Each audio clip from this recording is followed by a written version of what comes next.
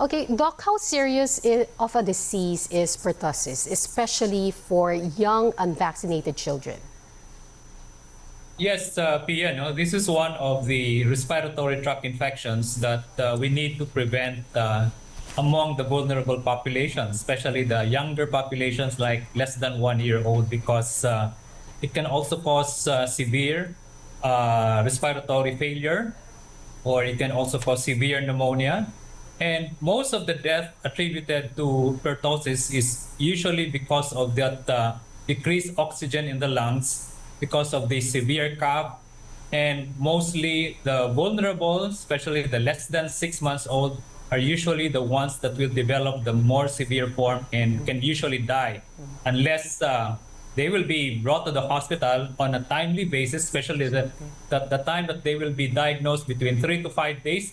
That will be critical because there's also an antibiotic for that. But if in the event that patient will not be able to go to the hospital in time, then there's always a possibility that they can die even at home. Yeah. Doc, but what are the manifestations of pertussis or whooping cough, and how would you differentiate that from other respiratory infections?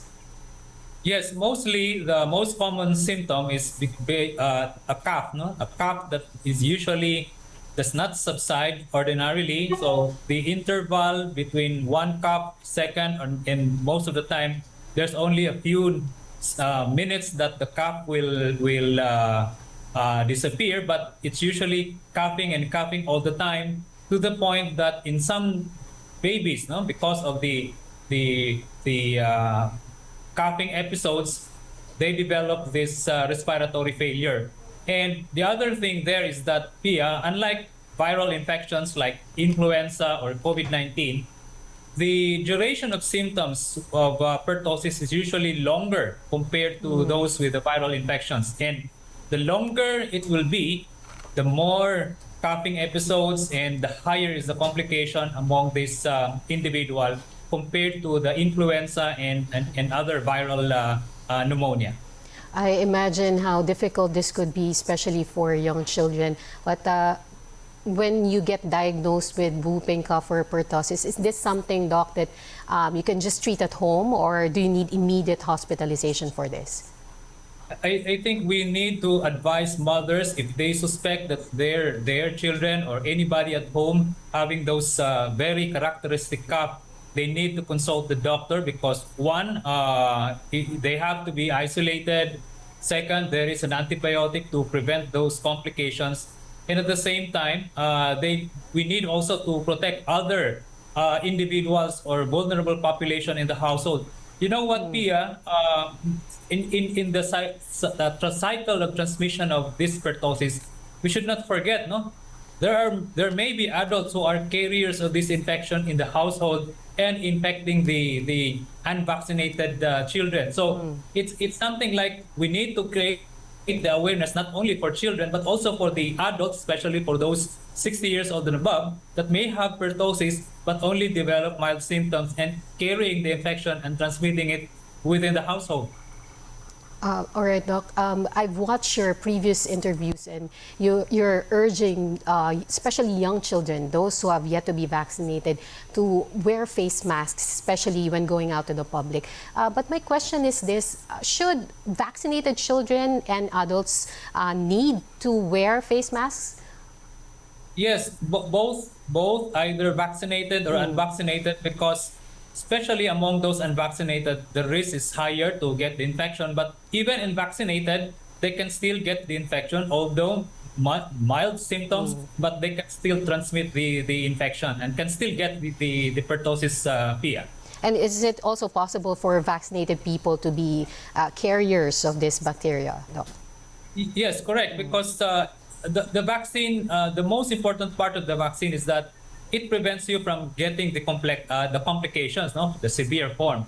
But in terms of getting the infection, you can still get the infection, but more or less mild. So there's still a possibility that you can still transmit the bacteria. Right, Doc, we were just watching the report a while ago by Johnson Manabat, and he said that after Quezon City, Iloilo City is now poised to declare another outbreak of whooping cough or pertussis. Is this something that we should be worried about? Well, for one, not worried to the point that we have to panic, no. But it's worrisome because pertussis supposed to be is a vaccine preventable, and we should Yes. not be getting this infection because of good vaccination coverage. So the point here is that our vaccination coverage is really low, and we need to improve on this, no. And we have to help the government on convincing people to get the vaccine, whether it's for pertussis or for other vaccine preventable diseases. I think it's high time now that we need to emphasize the importance of vaccination for all vaccine preventable diseases. Kasi hindi lang pertussis ang magiging threat natin, no? We can have measles, we can have diphtheria, and other vaccine preventable infections. Remember last year we have a peak of influenza-like illness caused by influenza and COVID-19, and it's mainly driven also because of a low vaccination rate. And following on that, though, do you think that there's a need for the national government or the LGUs to undertake these interventions to make sure that the cases of pertussis will not increase further?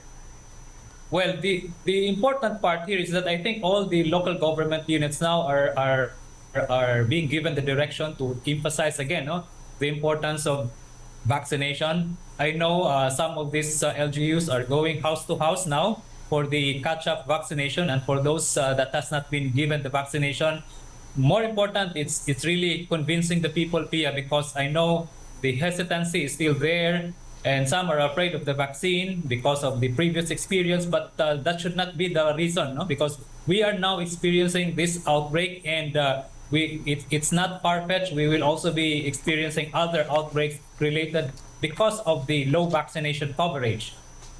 All right. And also, Doc, the outbreaks or the increase in cases are happening just as Filipinos are expected to observe the Holy Week. And we expect that there will be many public gatherings, not only in churches, but also in tourist destinations. And what advice do you give to the public given the high transmissibility of this disease?